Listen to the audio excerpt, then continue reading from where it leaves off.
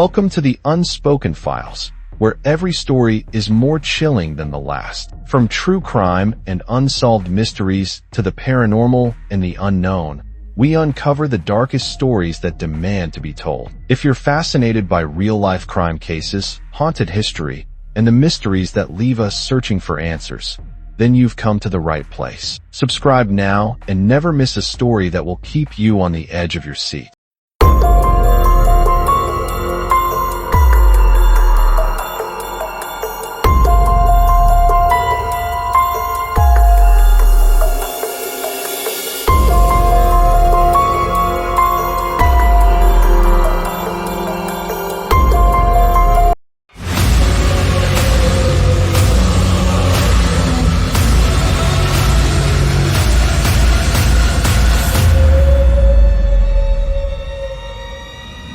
In every corner of the world, true crime stories and paranormal encounters have captured the public's imagination, keeping us awake at night, questioning what is real and what lurks in the shadows of our fears. But among the countless tales of horror, there is one that is spreading like wildfire, a story so chilling, so unexplainable, that those who hear it never sleep the same way again. It is called The Midnight Caller. It starts the same way every time. A phone rings in the dead of night. The clock strikes midnight. The air feels heavier, colder, as if something unseen has entered the room. And then a voice, a faint, ghostly whisper, asks just one question.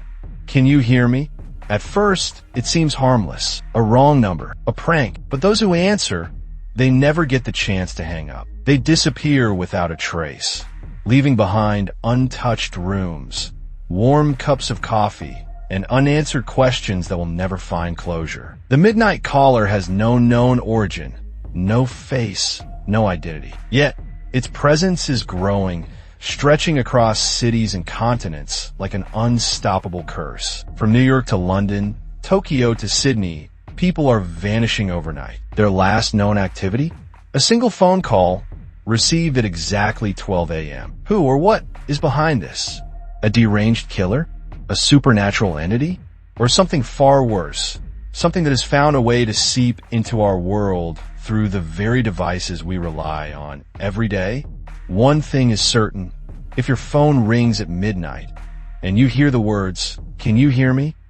do not answer. Sarah Thompson had always felt safe in her apartment. It was a small but cozy space on the Upper West Side of Manhattan, just big enough for her and her cat, Milo. The city hummed outside her window, a mix of distant sirens and honking taxis, the usual sounds of New York that she had learned to tune out. That night, she kicked off her heels, tossed her bag onto the couch, and collapsed into her favorite chair. The glow of the TV flickered across the dimly lit room as she scrolled through her phone absent-mindedly. Then, the screen lit up. Unknown caller. She hesitated for a moment. It was late. Probably a telemarketer. Or maybe an old friend who'd had too much to drink. She sighed and answered, "Hello."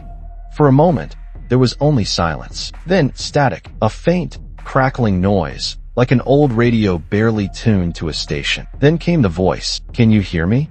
It was soft, barely above a whisper, but something about it made the hairs on the back of her neck stand up. She frowned. Some creepy prank caller, she thought, rolling her eyes. "Who is this?" she asked, her tone sharp now. More static. Then, louder this time. "Can you hear me?" A chill ran through her spine. There was something deeply unsettling about the voice. It was neither male nor female, neither young nor old. It felt hollow, as if the speaker were trapped in a vast, empty space. Sarah's fingers trembled as she pulled the phone from her ear. Her heart pounded against her ribs. The number was unlisted. When she tried calling back, an automated message responded. "This number is no longer in service." She let out a shaky breath, forcing a laugh at herself. Just some stupid prank. But something inside her whispered that it wasn't over. It had only just begun. But that was just the beginning. The next morning, Sarah was gone. Her apartment looked untouched, her phone lying on the couch. But there were no signs of struggle. It was as if she had vanished into thin air. Her friends reported that she had been active on social media just hours before, but after midnight, she was gone. Her case would go on to become the first in a string of disappearances that seemed too eerie to be a coincidence. In the days that followed Sarah Thompson's disappearance, strange reports began surfacing from around the world. In London, a man named James received the same call at midnight. The same chilling question, "Can you hear me?" And just like Sarah, he disappeared the very next day. His phone was found lying on his bed, the screen still glowing, with one final text message sent to an unknown number. "Don't answer the phone again." It wasn't long before more cases emerged. Sydney, Paris, Tokyo, Mexico City. The same pattern repeated itself. Each victim received an unknown call at exactly 12 a.m., heard the eerie voice, and within 24 hours, they were gone. Their homes showed no signs of forced entry. Their belongings were left untouched. It was as if they had simply vanished into thin air. But what was even more disturbing were the digital traces they left behind. In some cases, their social media accounts remained active, posting cryptic messages long after they had disappeared. Some victims even seemed to send texts to their friends and family. Short, fragmented messages, as if they were trying to communicate from somewhere beyond. The growing number of cases quickly caught the attention of Detective Rachel Moore, a seasoned investigator with the FBI's Paranormal Crimes Unit. Moore had dealt with bizarre cases before, haunted houses, poltergeists, even urban legends come to life, but nothing quite like this. The more she investigated, the more she realized this was no ordinary serial abduction. There was a pattern, a force at play beyond human understanding. As Rachel dug deeper, she discovered an old, unsolved case from 1973. A notorious serial killer, known as the Midnight Caller, had terrorized cities worldwide, using phone calls to torment his victims before taking their lives. He would call them at midnight, whisper chilling words into their ears, and within days, they were found dead. The killer was never caught, and the case was eventually closed. But now, decades later, it seemed the Midnight Caller had returned. Only this time, the killings had evolved. This wasn't just a person lurking in the shadows anymore. Rachel began to suspect something far more sinister, a force that had somehow fused with modern technology, using smartphones, the internet, and digital communication as its new hunting ground. A ghost in the machine. Whatever it wasn't finished. And if Rachel didn't stop it soon, more would disappear. Midnight was coming. Rachel Moore sat in her dimly lit office, her desk cluttered with crime scene photos, phone records, and news clippings from decades past. Every new piece of evidence only deepened the mystery. Victims across different continents, different backgrounds, yet they all had one thing in common. The call. Midnight. An unknown number. A whisper that asked the same question. "Can you hear me?"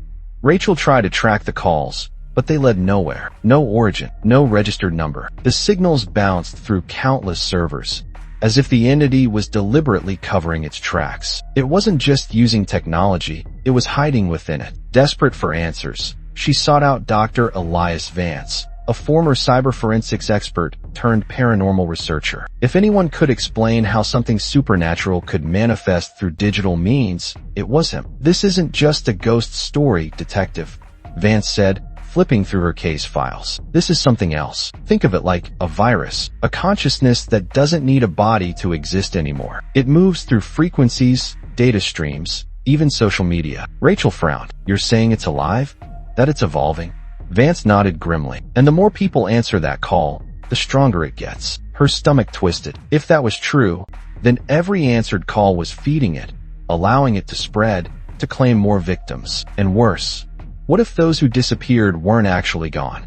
That night, Rachel sat in her car outside her apartment, staring at her phone. Midnight was minutes away. Her instincts screamed against it, but she had to know. She had to hear it for herself. When the clock struck 12, her phone screen lit up.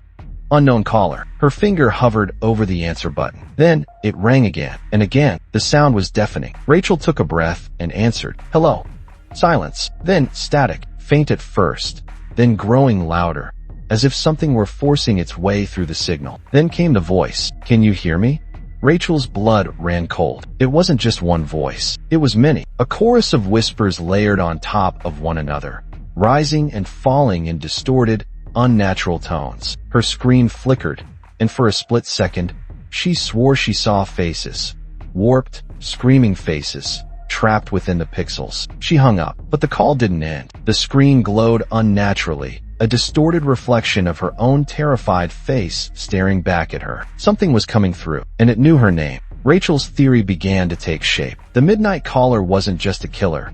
It was something more. It was a curse, a supernatural force that used technology as a bridge between the living and the dead. Through modern devices like phones, the entity was able to manipulate the very fabric of reality, slipping into people's lives undetected until it was too late. As Rachel dug deeper, she found that the victims were not just being murdered, they were being trapped in a sort of digital limbo, their souls sucked into a black void of technology. Their phones became the medium through which the entity fed, using their photos and social media accounts to keep their spirits tethered to the physical world. The Midnight Caller wasn't just haunting its victims, it was possessing them. Detective Moore's investigation took her to Detroit, where she found herself standing before the crumbling remains of an abandoned phone factory. The structure loomed over her, its rusted metal walls covered in decades of decay, windows shattered like empty eyes watching her every move. The city's cold wind howled through the broken corridors,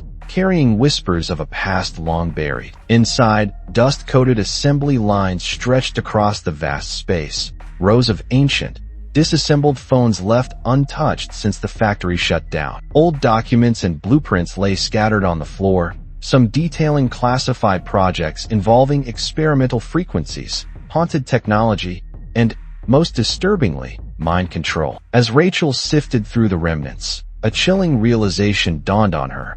The Midnight Caller's curse had originated here. Reports she found indicated that in the 1970s, this factory had been the site of a secretive government experiment, one that sought to harness supernatural energy through telecommunication devices. It was rumored that the scientists had stumbled upon something they could not control, an entity that could travel through signals, slipping in and out of reality like a ghost in the machine.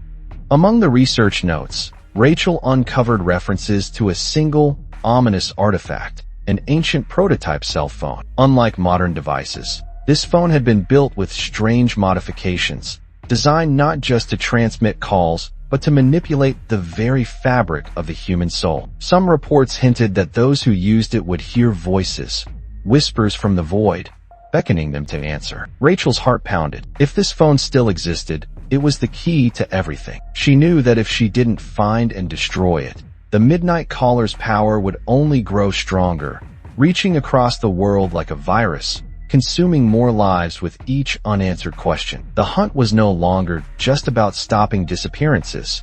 It was about severing the entity's connection to the living once and for all. Midnight was coming. Among the dusty stacks of research notes and decayed blueprints, Rachel found repeated references to a single, ominous artifact, an ancient prototype cell phone. It wasn't like any device she had ever seen.